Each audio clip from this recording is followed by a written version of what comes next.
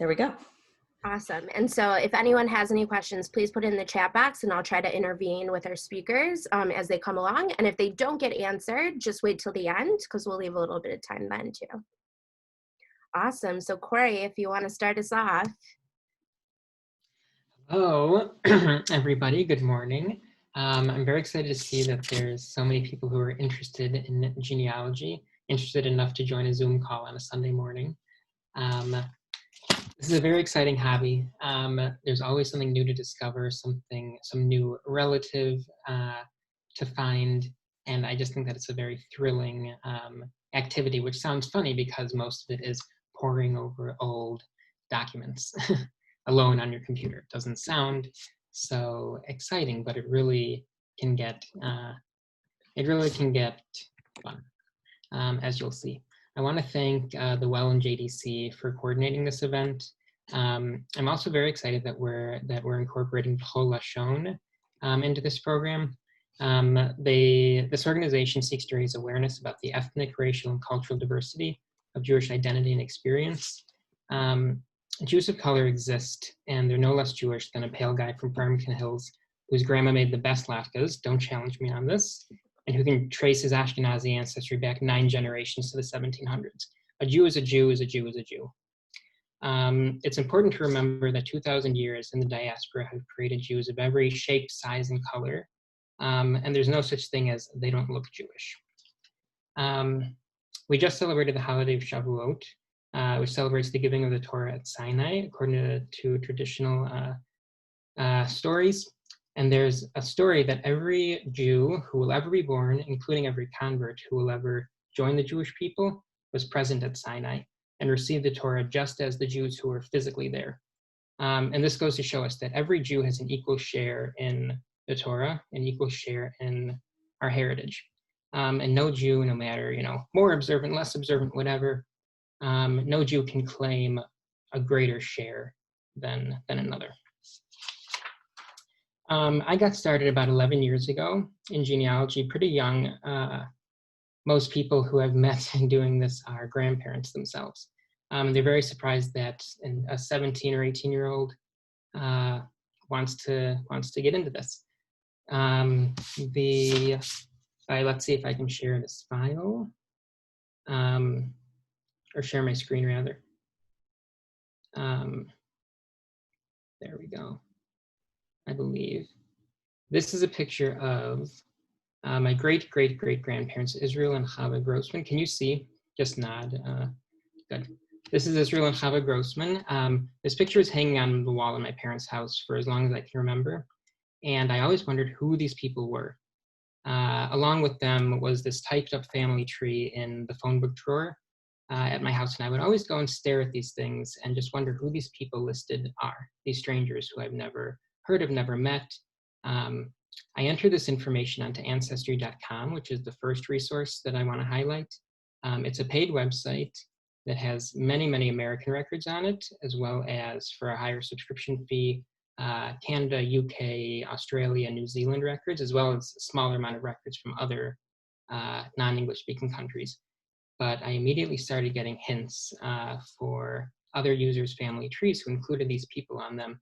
And we started messaging each other, and it turns out that we are all indeed descended from these two people, and they all have copies of this picture. Over the years, I've expanded their line, just one small section of my family tree. I have expanded that to include today over 400 living descendants of theirs, including over 50 of their children, grandchildren, great-grandchildren who died in the Holocaust. The other thing that got me really interested in genealogy, and I didn't realize this till much later, was my other grandma's photo albums. She had very detailed typed out descriptions of who was who they were in relation to my parents and my siblings and I. And when I was little, I would go to her house and I would pull them off the shelf and make her sit with me and tell me stories about who's who. But this inspiration for genealogy, I didn't really put 2 and 2 together until I was in Israel serving in the army, and Yom Kippur morning, my grandma passed away.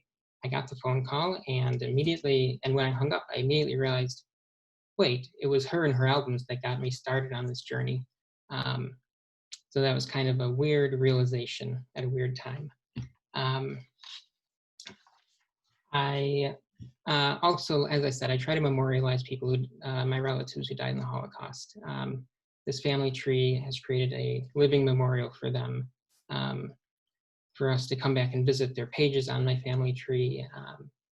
And it's just very important that people whose lines have been cut off, so to speak, who have no descendants to say Kaddish or no descendants to remember them, that their cousins, their distant cousins who are us, this living generation, can remember them.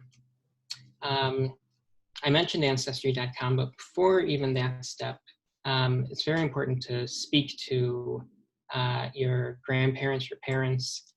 They know a lot more than you think they do, and even than they think they do. I can't tell you how many times I've really pressed my parents or my grandparents. My grandpa's 102 years old. Thank God he, drives, he lives alone, he is sharp as a tack, and he is not very interested in the genealogy because he lived it. He doesn't think that it's so interesting. But I always, every time I see him, I press him for some new detail, and he always surprises me with some new little piece of information. So always ask and re-ask your relatives things. Maybe give them leading questions like, did your mom have any brothers or uncles? For instance, my grandfather's mother, her first cousin was the first one to come to Detroit, and from him, his cousins came, and then the spouses of these cousins brought their families over, and it was all a chain. And this cousin I wouldn't know about without asking my grandpa, well, did your mom have any, other relatives who were here? And by asking that kind of direct question, he said, oh yeah, there was Uncle Jack and Uncle Morris. And then I found all these new relatives just from that little piece of information. FamilySearch.com is a website run by the Church of Latter-day Saints who have a great interest in genealogy. It has a lot of overlap with Ancestry.com, but it's a free website. And I hope anyway that we'll be sending out a list of resources, a list of different websites. This will be included on there to start your research. JewishGen.org is a Jewish genealogy specific website that takes records from all different countries and brings them together under one database. And it lets you search by name, by town, by sounds like. This was a very useful website in finding, in helping me connect to relatives who are all over the world, in South Africa, in England, in Israel, in Australia. JRIPoland.org is a Poland-specific Jewish genealogy website, and this one has, I'm lucky enough to be descended from a few different towns that have some of the most surviving records from the 1800s and 1900s, and many of those have gone online. And through these records and through these town leaders, town research coordinators, I've been able to find, for instance, that picture of Israel and Chava Grossman. There are 400 plus living descendants from all over the world. And now we're connected in our Facebook group, 70 plus people who really have no connection to each other other than these distant ancestors, but now we share new babies, we share pictures that we found in the attic, we share news, we share our lives kind of together. And it's just nice to have this big web of international family to rely on. I'm going to cut you off really quick. Yes. We're going to get back to Corey. He has so much to say. He's filled with so much knowledge. It's insane. It's amazing. I think this is a great time to do our breakout groups just because you're talking so personally about your own family. So these groups are really just for you guys to get to share a little bit of the pre-work you've done. And if you haven't, no biggie at all. It's really a time for you to get to share what is your oldest ancestor you know that moved to Detroit and why maybe, or the furthest back of where your family originated from. And if you don't have that information, feel free to share why you don't. And maybe you can also add questions to the chat saying, what do I do if I don't have this? So Marissa will put us in those breakout rooms right now. Yes. Be patient. Breakout rooms takes a little bit of sorting, so. We got it all ready to go. We're gonna pop. I was gonna say, can you tell if everyone's back? We got one group that's not back yet, but they have 17 seconds. So they'll be here soon. Who's in Neil's group? I was. Did he turn his mic on? He did. He was chatting with us. He's doing lawn work, so I made sure he's still participating. Hey, you be nice, all right?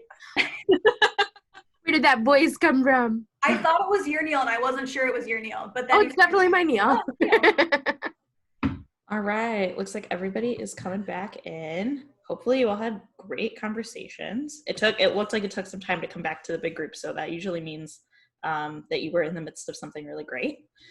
So in a second, we're gonna let Corey take the floor again and just maybe kind of, of course you can talk about what your group discussed. Our other group leaders might chime in with some awesome conversation points that came up in theirs, and talk about sort of how you came to find the information that you have, or if there are like kind of big pockets of information that you don't have or couldn't gather, why that is. And I would assume there's probably a lot of commonalities between our three groups. So Corey, take it away.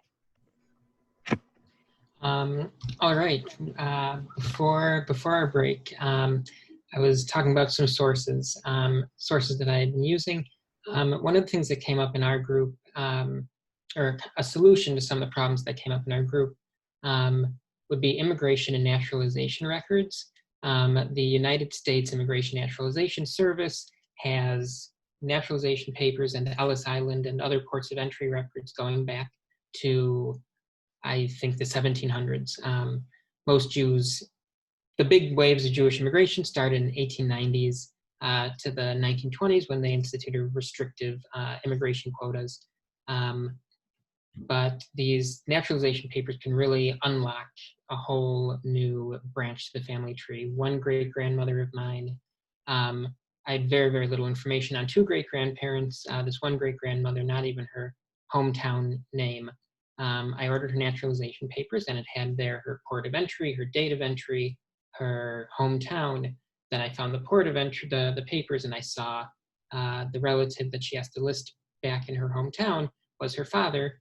And so that told me that the father was still living in 1912 when she came to Michigan. Family stories are great. Family stories passed down from the generations are great, but they're only as good really as the documentary proof that you can offer to support them. If you turn in a paper in school, you have to cite your sources, just like in genealogy. Cite your sources, cite your sources. A family tree without sources is called a myth, a legend. There's always a story that my grandma's grandparents, who are buried in Hebrew Memorial, I'm pointing like it's over there, Hebrew Memorial Park outside Detroit. The story was always that they were uncle and niece, which it wasn't so uncommon, first cousins or uncle and niece marriage back then. But for the longest time, it was always just a story until JRI Poland and my town's research coordinator helped me track down the paper records of these two people's birth records and the parents' birth records showing the same parents' names and proving that my grandma's grandparents were indeed uncle and niece. We're all fine, by the way. Another thing that came up is geography. Of people have 16 generally people have 16 great-great-grandparents unless they, as in my family, experience something called Pedigree Collapse. When relatives marry, then you suddenly, in the generations going back, have fewer distinct ancestors. Of my 16 great-great-grandparents, 15 of them listed their place of birth as Russia at different times in the 1900s. But all those towns of birth today, none of them fall within the borders of the Russian Federation. The 16th great-great-grandparent was born in Manchester, as a little aside. But knowing geography and finding the town based on whatever spelling is crucial, really, to finding records on the other side of the Atlantic.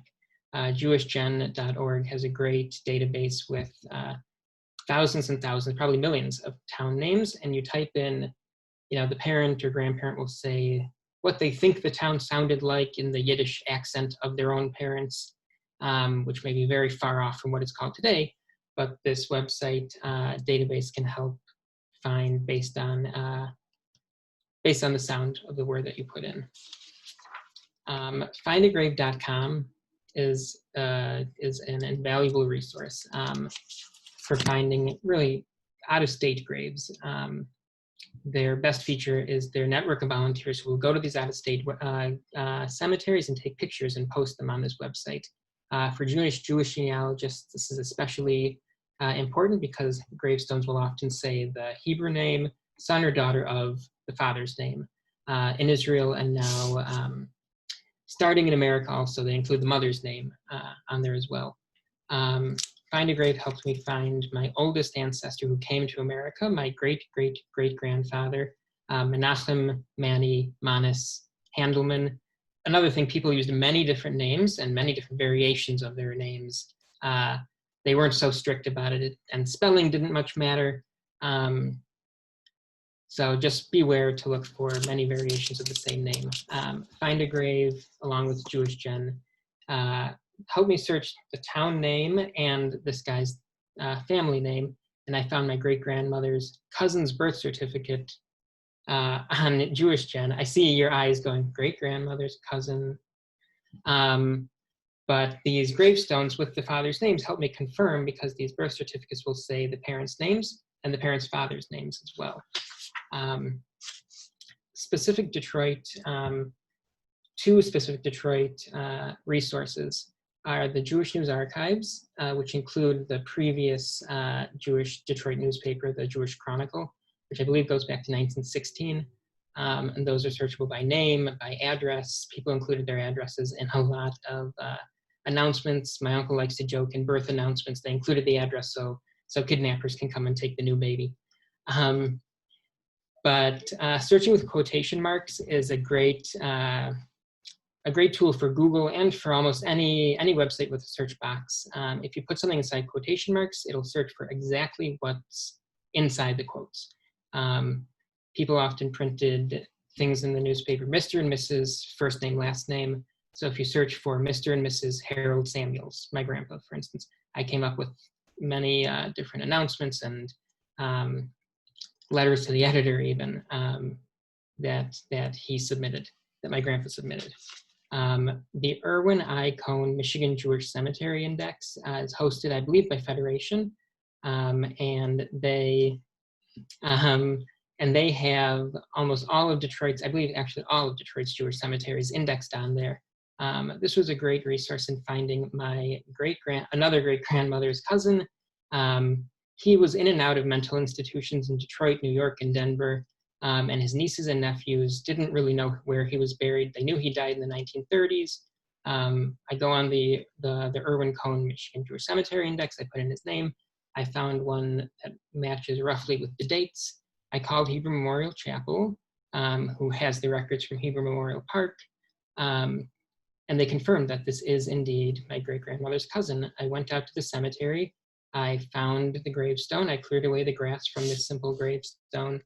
And it was meaningful. This guy who had a very difficult life, his own family had great trouble paying for his health care, for his travel to and from these institutions. And I was able to honor his final resting place.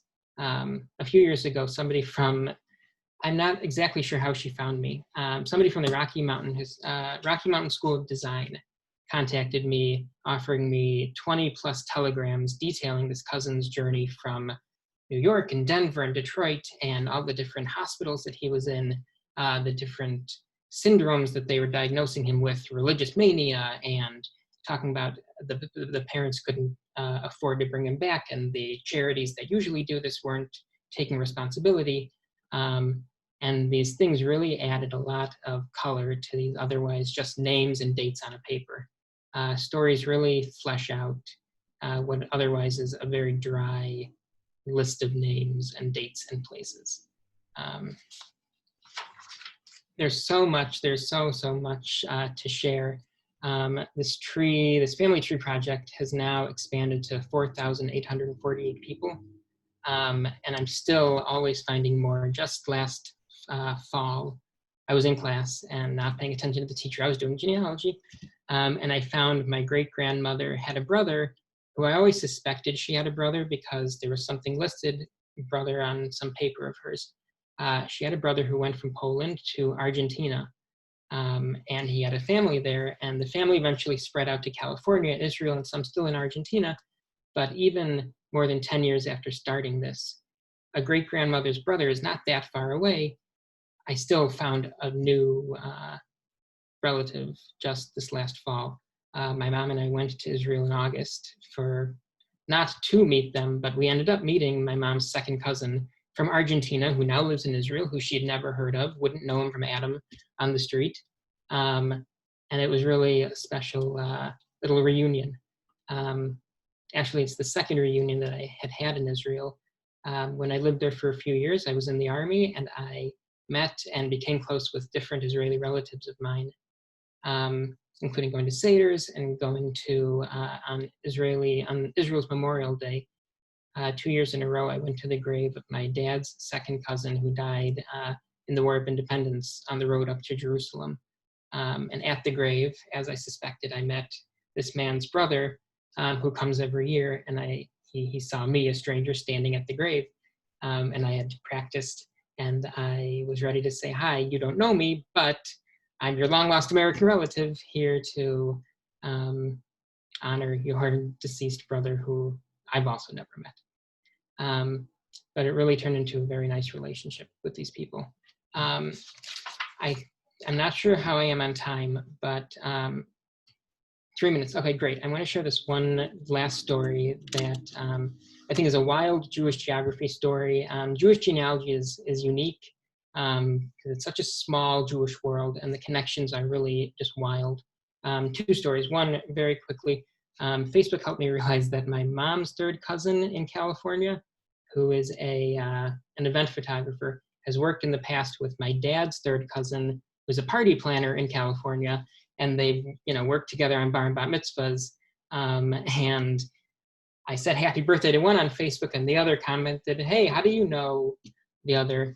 And actually, the photographer third cousin worked at some family friends' bar mitzvahs in California that me and my cousins were at. So this long-lost third cousin was taking our pictures without knowing it, that we are distant relatives. My father's grandfather was always kind of a mystery to me. The only real information I had was his father's name from his gravestone at Clover Hill Memorial Park on 14 Mile near Woodward. Yaakov was the father's name. I ordered his death certificate, and it gave me his mother's name. Birth, marriage, and death certificates are also very important tools to help expand your research. His mother's name is Yocheved, the same as my grandmother's Hebrew name, actually. And in the interest of time, I'll fast forward. At Michigan State University, I was the student head of the Israel Programming Committee, and I worked directly under the Israeli emissary from the Jewish Agency. And this emissary, name was Evyatar.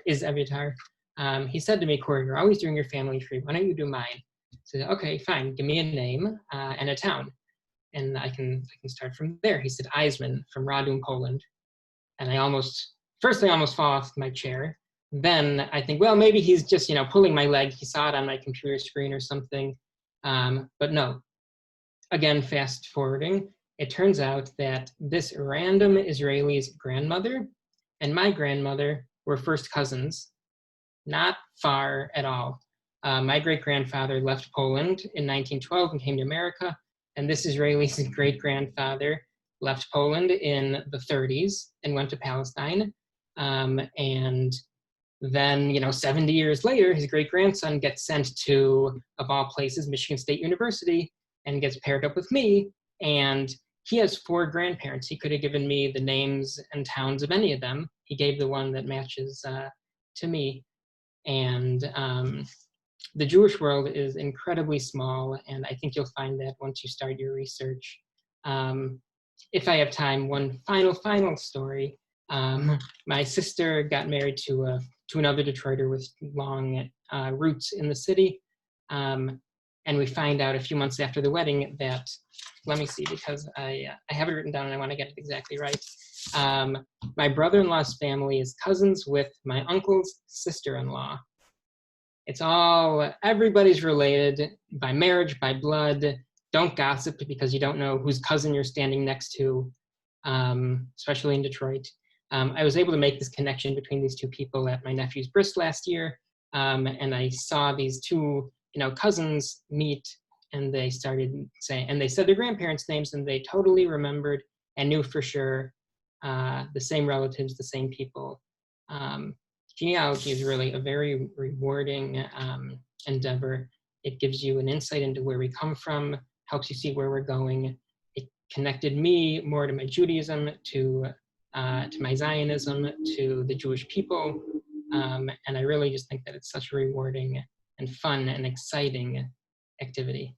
And I hope that hearing about somebody else's family wasn't too dry for you all. That was awesome. Thank you, Corey. If Very anything, thank you.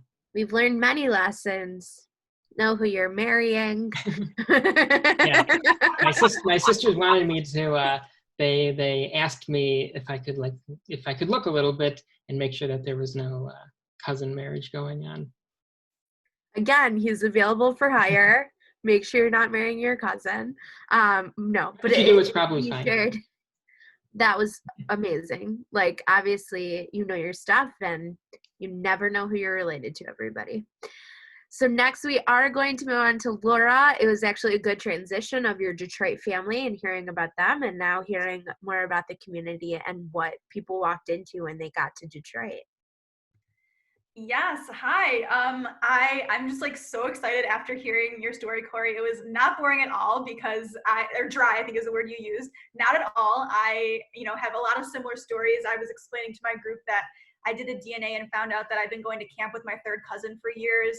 And it's really amazing what you can find out from genealogy, and it is very exciting. And, there's always like someone in the family that's really into it, and the other family members don't always get into it, but like it's really fun, and it seems like we're probably in a group of the people in the family that are really into it.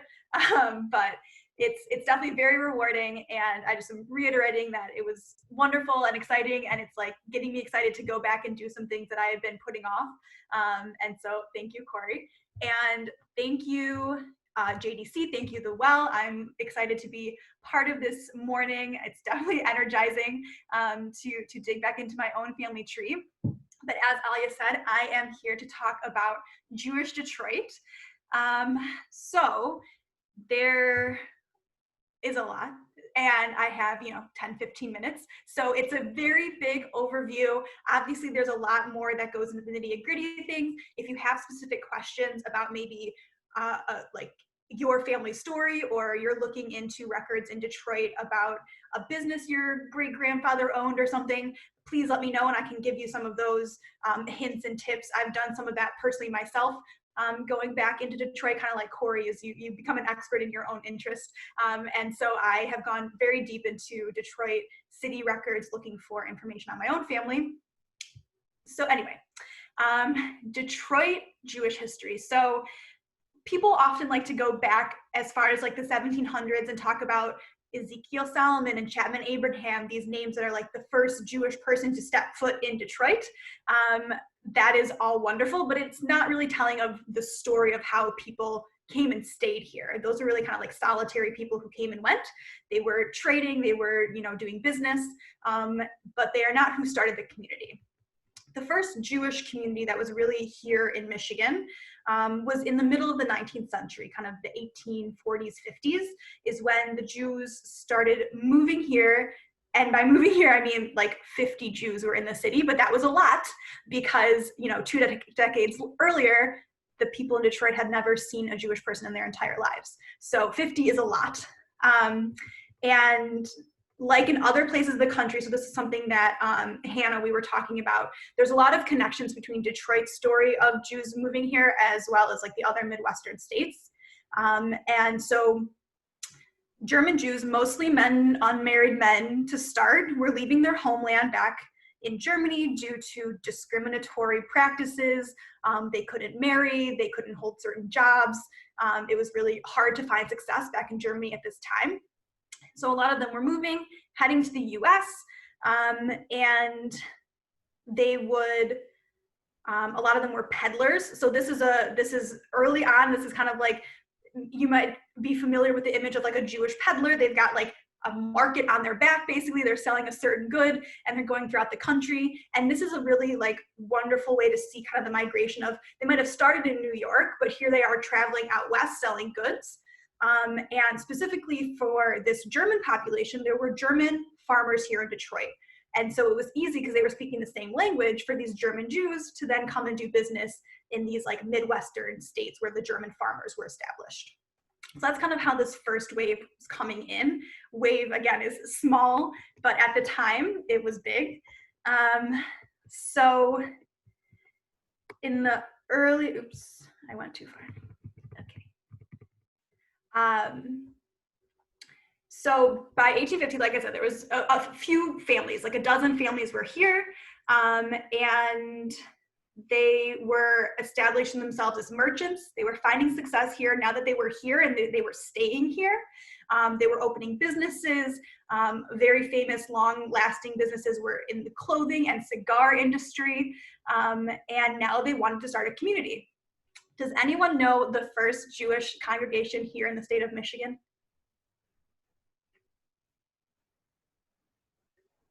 Corey does. Is it yours? It is mine.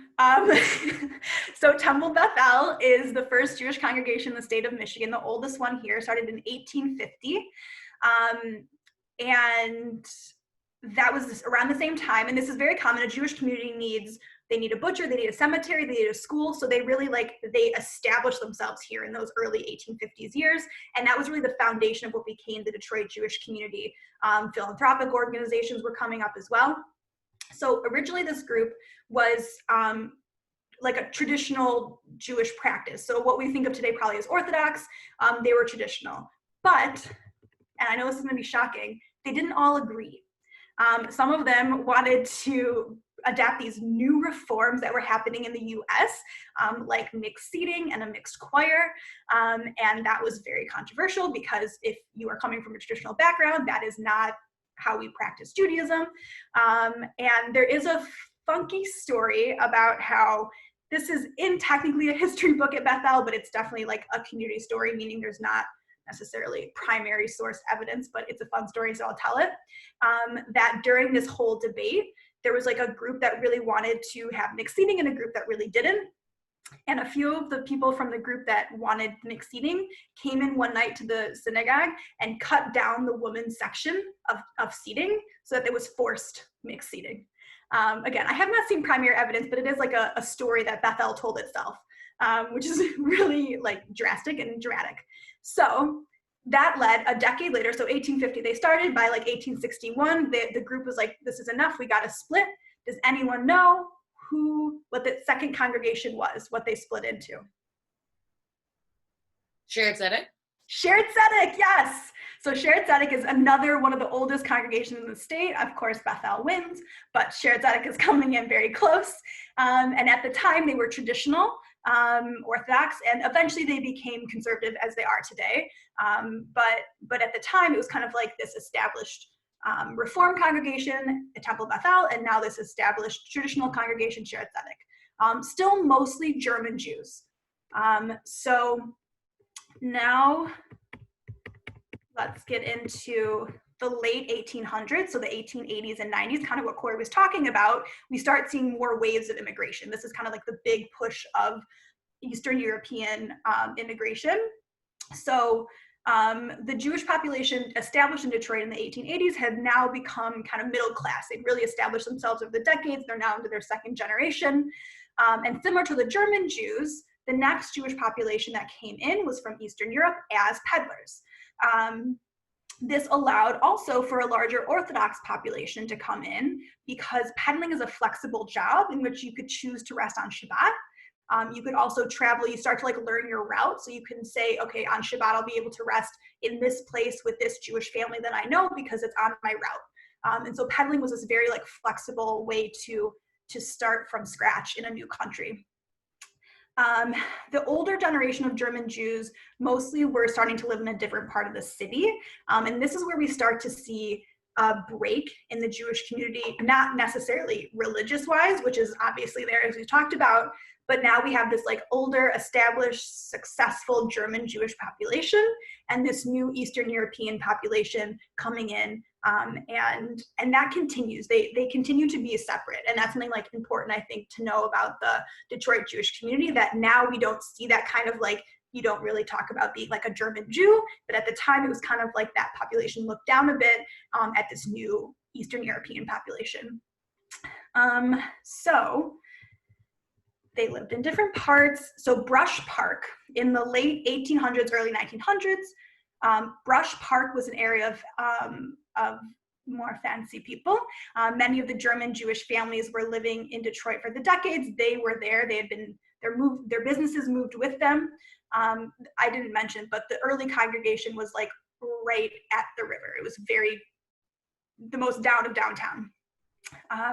And Temple Beth El, still primarily German congregants, had also moved to this Brush Park area where Albert Kahn had built their first congregation from scratch. They had been in other places, but this is the first one they built from the ground up.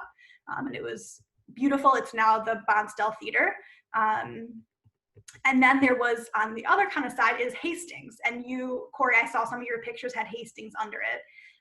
So in, the 1880s, 1890s, mostly Jews from Russia and Poland were coming to the US in record numbers, as we were talking about. They were escaping violent anti-Semitism. And in 1880, about 1,000 Jews were in Detroit. By 1914, 35,000 Jews were in Detroit. So you see that population just explode. And this period is known as the Great Migration. Unlike German Jews who had come to Detroit earlier, many of these new immigrants arrived in big families, or they were bringing over big families. They had little money, few possessions, and they practiced more traditional Orthodox Judaism. And so the German Jews, as I said, were moving up, and so this left the Hastings area, which later became known, the newspapers called it the ghetto, they called it Little Jerusalem, and they called it Black Bottom. And for anyone familiar with Detroit, Black Bottom was a name still used for this area after this, but it was named that for the rich soil, not for what became like I think a more comment on people who live there. And that is a racist way to think of it. And it is not the root of it, but it is what became of it, of how they called it. And this area later became referred to as Paradise Valley. And then as it was a Black neighborhood, predominantly Black neighborhood, and then they put a highway through it because of horrible reasons and discrimination, and it was a not nice area in the city, and that's its own discussion that I won't dive into here, but obviously there's a lot of problems. It's very problematic. But it was not an easy life for either populations in a few ways. Detroit was still very anti-Semitic. The newspapers would print things that were anti-Semitic. They were still coming from a place where they were not meeting a lot of Jews. Now Jews were separated in these little areas. And I won't, again, dive into this story, but Henry Ford obviously brought a lot of published anti-Semitism into the country at the turn of the century, and in the 20s, obviously, when the International Jew was, Corey is saying something, he's sharing wonderful things. Yes, thank you for sharing that, Corey. I didn't want to interrupt. No, please. Okay. So I want to talk a little bit more. I don't want to take too much time. I realize I'm going really deep into certain things. 1 to 2 minutes. Okay, so I'll talk about, actually what I want to talk about is Landsmannschaften. So I don't know where I wrote it down, but basically what's really cool in a lot of places, but in Detroit, there was a lot of these groups called Landsmannschaften, which is basically like a club. That's the best way I'll describe it. A club of people from your same area back in your homeland.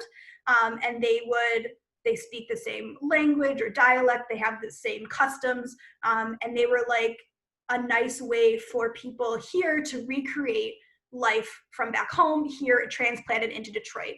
And that's very helpful for a few reasons. One is sometimes in cemeteries, Landsmannschaften group would have a certain section. And this is something that if you're looking for your relatives in a cemetery and you find that they're in a certain area, that it can help you also trace back to that. Did you know club? Do those clubs still exist today? Some of them do. I think Horaducker is one that's still, yes, that's still very, very active today. There aren't a lot of, even back then, a lot of them kind of like filtered out and didn't stay. There was a lot of like, you know, disagreements or whatever, and they as generations were here longer, became Americanized, assimilated, whatever they were doing, and were going away from the traditional things that, you know, they were born here, they didn't experience that life back home, so they've kind of gone away. But some of them did stay, like the Horaduckers, I think, are very active here in Detroit still. And so that is a very helpful like genealogy thing. Another thing I want to mention in my 1 to 2 minutes, that I'm not going to have a lot of time, but another thing is like Detroit is overwhelmingly Ashkenazi, and that's very clear. With they were coming from Germany, they were coming from Eastern Europe. We also do have a Sephardic population here. It's a lot smaller, but it's been here for over 100 years. In 1916 or 17 is when this couple from Turkey started a congregation that's today Keter Torah, which is at Orchard Lake and Walnut. So they've been, you know, this community, smaller within the Jewish community, has been here for over 100 years. Even though when you look at the Jewish community here, its history, it's overwhelmingly Ashkenazi and German. But today it's looking a lot different, and that's why it's really important for people like me who are collecting the experiences and the voices of Jews today to include those diverse voices, and not just the ones from our history that have been here maybe for 100 years in this way, or have these stories in the history books already, but collecting the experiences of those who aren't already written in the books. And thank you, Corey, for listing other Landsmannschaften groups that I am not so familiar with who's around today, so thank you. And that is where I will end. Thank you, Laura. I don't know if you hear it in their voices. They're literally out of breath. They have so much to say to us. So I'm telling you now, like, don't let this event be it. Like, please reach out to these 2 people, and 3, Jess too, who are just so knowledgeable in their own fields.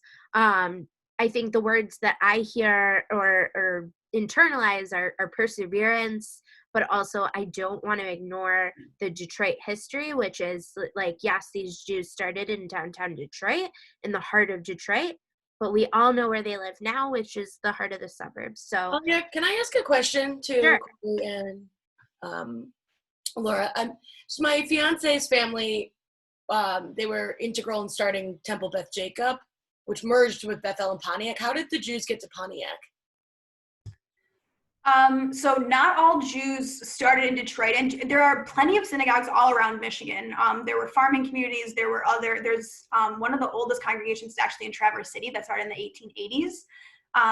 And so I don't know exactly why they started in Pontiac, but on Alia's point, I do have a little thing about, you know, in the 50s and 60s and 70s, it was a choice that this mostly white Jewish population was leaving Detroit and taking resources and putting them into the suburbs. And that is something that I think is really important for a still mostly white Jewish community of Metro Detroit to recognize their generational gap and their grandparents or parents' role in that, and that disparity between what was happening in Detroit and what they were able to do by leaving, because though there was still housing discrimination for Jewish people, like there were parts of Birmingham that Jews were not allowed to move into, but they were not subject to redlining in the same way the Black community was. And that's, I think, a really important thing for the Jewish community to reconcile and understand, that they were able to leave when the city was not doing as well. And And, you know, I have this oral history from one of the rabbis at the time talking about how they fled, and there was racism and prejudice. There was prejudice on both sides, that the Black community often came into the same places that the Jewish community was living, and the Jews were able to leave because of their prejudice, and they chose to do so, and they chose to fled, and that was the word that they used. So I just wanted to add that was exactly my point. Thank you, Laura, for expanding in a more like traditional sense of knowing what exactly the dates are and when it happened, because like oftentimes I think our narrative is we were the ones selling our homes to Black homeowners. Well, that's a thing, and it made us leave that Black area. Like, we're in a largely white area. Also wanting to acknowledge that like that Sephardic temple that she was talking about is also in the heart of where our Reform temples are. So it has very much stayed close. Like, I think the Jews have congregated in this area. And you just brought up so many important points that I encourage everyone to keep researching and realize our own privilege. Even though we've gone through hate, we also have privilege, which is very apparent in the world today. So I'm going to hand it off to Margarita, who will introduce Jess. Hello, and thank you for this amazing storytelling, both in your personal lives and the breakout rooms. It's been really great to share in that. And then that zoomed out view of Detroit with you, Laura. It's so great to see the trajectories that are overlapping. And before I kind of explain my role in the now, in the spirit of genealogy, I want to show you. Oh, would you mind if you shared sharing capabilities with me, Marissa? I want to show you a picture. I'll introduce it. It was something that we found in the JDC Archives. My colleague found of my family's immigration. They came as refuseniks through like the pipeline of Vienna, and then we waited, and JDC helped us get our visas. These are our M1 visas. That's my grandpa, my grandma and aunt, and my great grandma, who was an actress in a traveling Yiddish theater troupe. So now that you know me through my context, I'm also the Russian-speaking Jewish project coordinator at JDC Entwine, and I also work on Midwestern projects like partnerships with Detroit to run trips that Entwine runs. To give you a more zoomed out view, last fall I ran a trip to Ukraine to visit Ukraine myself for the first time, and I brought along 20 other Russian-speaking Jews to experience that, and through the lens of JDC's humanitarian work around the world. So JDC in Old Country, my family finally realized where I work is the same thing as the Joint as they knew it. The Joint.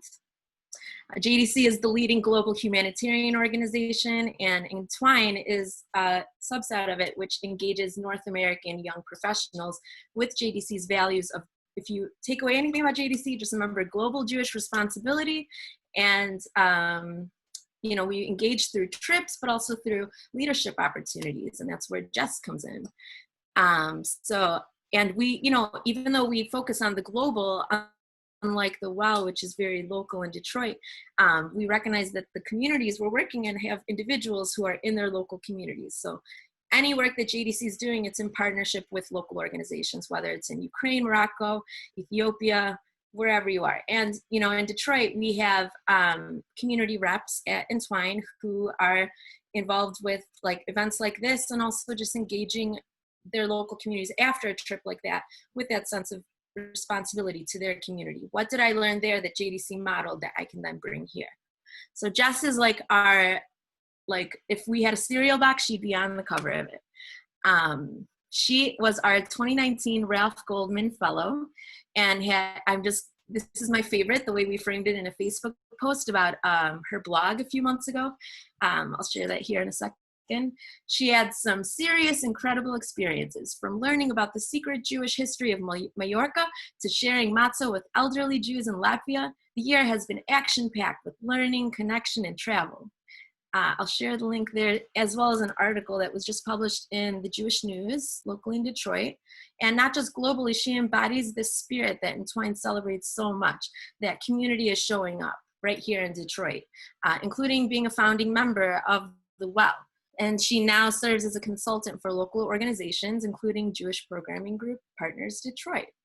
So I'm going to share those links right here, like I promised. And Jess, I'm wondering if you can tell us some stories from your travels around the globe last year as a fellow, and how these Detroit genealogy stories and this history of Detroit, how do these resonate and like really truly overlap with your global experiences and the stories? Totally. Thank you for that really, really generous, awesome introduction. I'm so excited about this entire program, both because Corey and Laura are awesome at what they do and like bring so much passion to it. And from my travels, so I spent all of 2019 traveling. I was in 14 different countries last year. It's also crazy to like, every time I talk about these things, I'm like, oh, right, I've been in my apartment, or right now my parents' house, for 3 months right now. But last year I was between February and July in a different place every week, just about. So literally was all over Eastern Europe. I was in India. I was in Majorca, of all places, off the coast of Spain. I was in Turkey. I was in Israel. I was in Dubai, in the UAE for 3 months, actually. So the core of what I'll talk about now, to kind of, in my mind, it's sort of like Corey spoke about our individual stories and sort of how to find where we come from. Laura spoke about, of course, Detroit as sort of like bringing it out a little bit more, and I'm going to go a little bit more global.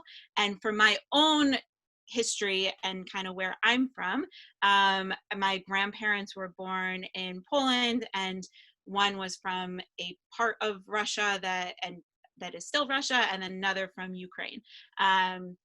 And I remember my grandparents speaking Yiddish in the house. They all passed away by the time I was probably around 18. My parents are a little older. And so for me, I always heard stories of the shtetl. So I come from Bergenitz, which is another one of those aid societies. I think there are Bergenitzers here in Detroit. I know my parents had gone to some like meetup a few years ago of the other Bergenitzers that came from this shtetl that was in Eastern Europe. And so some of like all of these things I'll say I was very grateful that I knew a little bit of my own history as I was traveling last year. So I was in Poland and I was in Ukraine, and the two kind of quick pieces I'll say, and usually what I would have said coming out of this year was like, everyone should go, and like, it's so important for us to visit Eastern Europe, and it's so important for us to visit these places, which is a little more challenging right now. But I really felt this like new inspiration and connection from being there. Like I was on the train, and I think it might be in the article, but I was on the train from Warsaw, from Krakow to Warsaw. And granted, I don't know exactly in that moment, I didn't know exactly which part of Poland my grandfather is from, or some of the details, but looking out the window on that train, it like occurred to me that this is where I'm from. This is actually where those little towns we were passing, because so much of Poland was Jewish, and there were towns that were 95% Jewish. Krakow itself was like 25 or 35% of before the Holocaust and before the wars was that high of a percentage of Jewish. And so as I was looking out at these small towns in the farmlands of Poland, I was thinking, oh my God, this is where I'm from. Like, this is, as much as I don't feel Polish necessarily, like this is, when they talk about shtetls, like this is what they were, where they were in some capacity. So that was one of the like big wow moments for me as I'm like traveling the world and kind of connecting it back and going, oh, right, my history is here. I've never dug into it so much, but this is really where I come from. The second one in Ukraine. So I was in 3 different cities in Ukraine. And again, I didn't, unfortunately, like at the time, I didn't really look into, and I was kind of moving fast, where going to find Bergenitz somewhere, because I'm sure you'd have to like find it on a map, and I didn't do all of that research before I went, which there are plenty of people who have been able to, like I think the Horduckers, as we spoke about, and there's plenty, and that's a lot of the work that Margarita's doing with Entwine, is you're able to often go back and find some of these places across the former Soviet Union. However, but even I was sitting with a group of elderly women, they meet once a week, elderly Jewish women who in that place. I think I was in Kiev. And I looked up from the table, and it's crazy because I looked at these pictures, like a picture of the people I'm going to be talking about. And like, when I was in the moment, I had this feeling, and now I can't say that like, this is what they look like, but I looked up and we were celebrating Passover. It was a Passover Seder. And I looked at their faces, and I just got this feeling of like, they look like my grandparents. They look like my grandmothers, both sides. And granted, one of my grandmothers was born in what was St. Petersburg or somewhere in Russia, and one of them, she was actually born here, but she spoke Yiddish growing up. So, and the rest of her family was from what was Ukraine, and or what is Ukraine, what was the former Soviet Union. And I just, again, it was this feeling of like, right, I'm from here. Like, the reason they look kind of like like they have that same look that I remember my grandmothers to have. And it was just this like, really, again, this moment of realization of, whoa, this is where I'm from. And I've said it a number of times to people as I've come back from my travels, of we make a huge, it's super important to learn about Israel and our ancestry in Israel and visit there. But I actually now have this like huge push and passion for how important it is for us to recognize where like our actual ancestry. If we look at like, where am I, like, where can I feel like I have talked to people who are from Eastern Europe and who grew up in these places. And so I think just kind of the zoom out piece for me was always about, wow, I did a little bit of research, and it is, all of these things are like, I need more. Like, how I think this is sort of this topic where you kind of get a little bit of information and then you dig more, and then it's like you can't stop. And I can see that from just, all of the conversations we've had. And I will also add that the JDC, as Margarita said, the JDC Archives, at the beginning of my fellowship, I was doing a lot of learning about the work JDC has done all over the world. And often they're talked about kind of like the hidden 911 of Jewish communities. They've done a lot of relief effort that you don't often know who did it. And you can look up names, and I mean, I played around a little bit with my own family names. But if you have people who survived the Holocaust, or if you know that there's other people, the JDC Archives are really a good, I'd say, another resource that's very specific to the work, obviously, JDC has done. But they have different photos, and people on trips that they've run have been able to find a lot of that information too. And so my experience, I can talk obviously like at length on, and I mean, I think one of the cool pieces of this program is we all probably could go off on like 17 tangents and have an incredible like conversation. Like, so I would actually urge this program isn't over when it's over. It's like, here's other people who are interested in these topics, and we should like continue them. And I have, lots of stories from my travels in Dubai and the UAE and Majorca and the ancient history there. But what I will say that was so special visiting Eastern Europe, it's like, when people ask a highlight, it's so hard to say like, oh, the highlight, like visually of what I saw, I can't say that Ukraine is like, okay, it's not the mountains of Georgia, the country of Georgia, or it's not necessarily some of like, the ocean, the sea that I saw in Majorca, but like the rich history and some of the stories that I was able to kind of see, and that the stories don't end. That's the other piece I'll say that I think is really important, and it fits in here. The stories don't end. So I often thought like, okay, my grandparents left, Poland, Russia, wherever, and now we're here. So like, can I go, like, what's the point? Like, I've been really interested in it, but how much do we know? How much does what our history was impact us today? And I think the further out we get from these stories, the harder it's going to be to find, right now my parents are kind of the oldest generation in our family.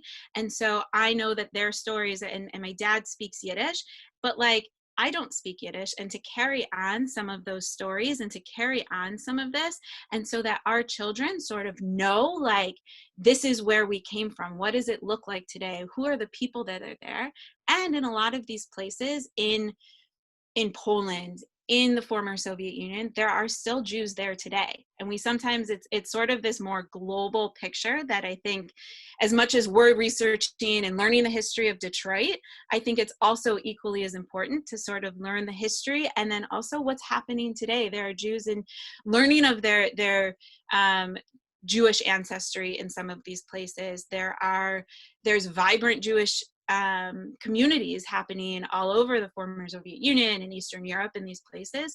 So I'd also urge you, as you start to learn where you're from, or if you're connected to these places, to learn what it looks like today, or learn, connect with whether it's JDC or something else, or if you find yourself of, oh, we know we came from this town, I think it's an incredible, the Landsmannschaft, I always say that word terribly wrong, I think are super cool, and Horduckers is the big one, but I do think that probably locally there's potential to have connection to people that you went to school with or camp with or whatever it might be. Like it's crazy to me to think that 3 generations later you could literally have your great grandparents could have grown up in the same shtetl, in that same small town, and then today you're literally growing up next to someone who also comes from that same place. Like that's even Corey's story of the Israeli emissary that was here, like all these things to me are like, it's crazy of how big our world is, which is something I learned this last year, but at the same time how small it is, because you hear these stories and you hear these stories across the world of how we're all connected. I'll leave it for questions, and again, that was like just a small piece, but I think it's the small, it's sort of like individual, who we are as a community, and then remembering how much of a part of we are as like our global, like all of these pieces sort of fit together so nicely. That's what I got, and I spoke so fast. Thank you so much, Jess. That was an amazing snippet of like the huge wealth of stories that you have to share. We're running a little tight on time, but I think we can manage 1 or 2 questions. If anyone has a really burning one that they'd love to ask the whole group or to any of our facilitators, feel free to just like unmute yourself and go ahead and ask a question if you have one.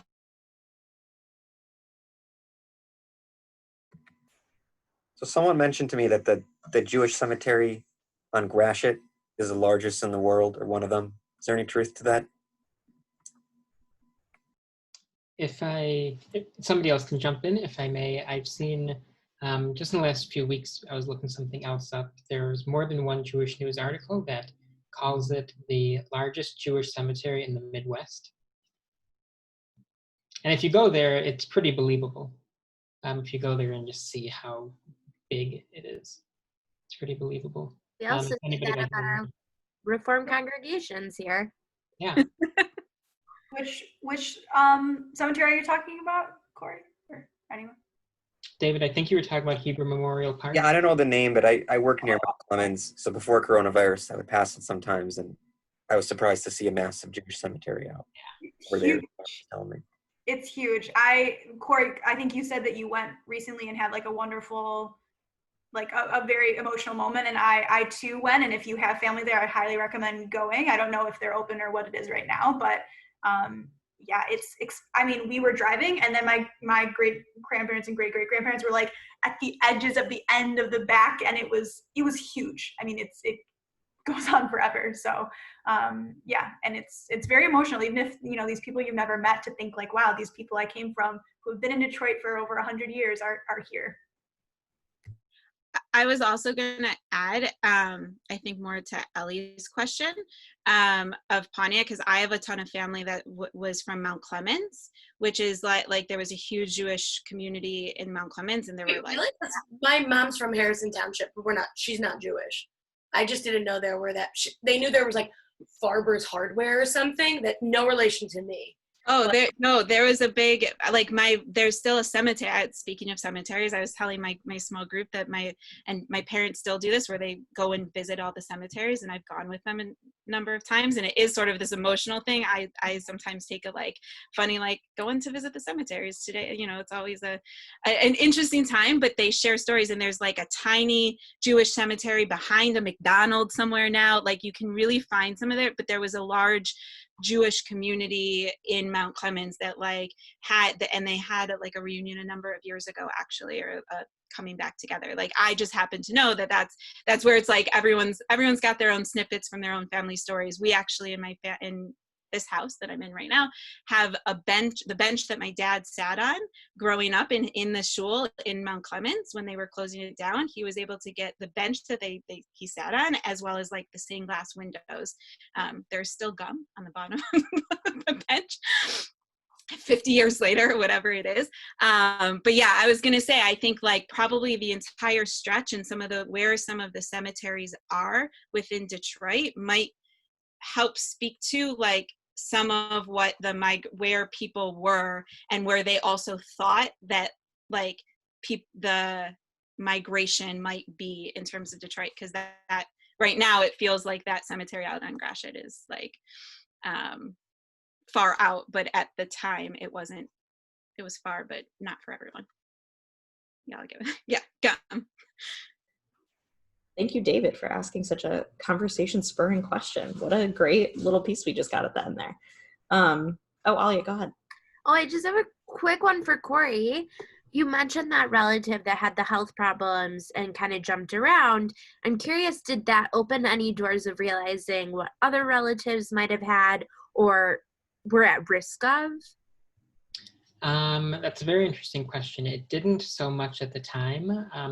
But these telegrams really did connect a lot of dots for his nieces and nephews, who were all born after he died, but their parents told them stories about he was actually a half-brother. The mother was married first, divorced the mentally unstable child's father, remarried, and he had problems stemming from his parents separating and the mother moving away from New York, where the father remained, and the stepfather.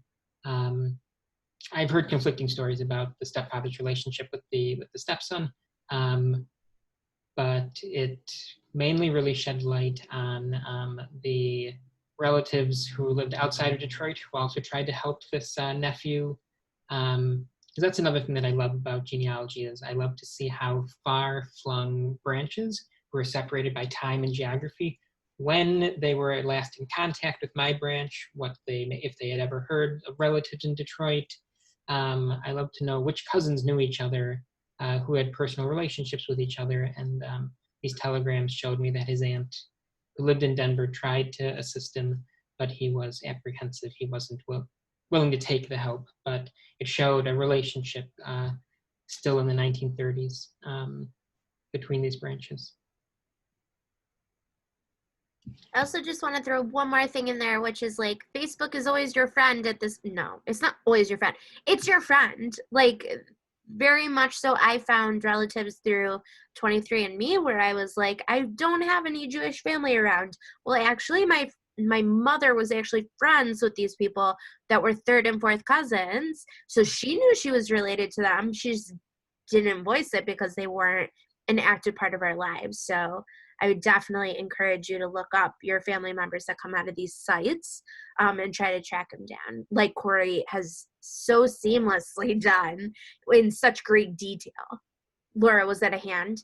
Yeah, just a quick thing on on like the DNA testing is that it can get very in the weeds, especially if you are a lot of Ashkenazi DNA, because there's so many similarities between other Ashkenazi Jews that it can show up that you're like 5th to 7th cousins, and the chances of finding out how, or that it might just be like there aren't really the common easy like, oh, it means like my great-great-grandfather's your great, that it's like it's so spread out, and kind of like what Corey was talking about with the collapsed pedigree. Is that what you called it? That like yes. People marry different. Exactly what I wanted to. Yeah, and it's really, it can be very difficult. So it's just kind of like a disclaimer that Ashkenazi DNA is so similar that finding cousins outside of like 4th cousins can be like, it's just you're an Ashkenazi Jew, like it's difficult. So. And thank you for saying that, because I know Emily had mentioned that in our small group, like being Ashkenazi didn't reveal that much, like 99%. But for people like me, I had a much different mixed bag, so you never know.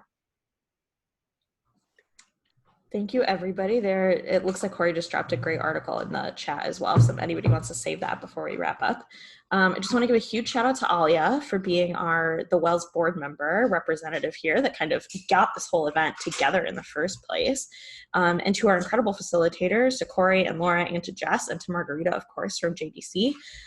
We have a huge wealth of resources from each of these facilitators that we're going to share with you all in a follow-up email that you'll probably get tomorrow, as well as their contact info if you have like more specific questions about resources or what to do next if you also want to pursue these endeavors. So thank you everybody for being here and for being so engaged on a Sunday morning. And we'll all hopefully again be together soon on social media or in another one of these conversations or in whatever way floats your boat. All right. Thank you, everybody. Thank you guys so much. Thank you.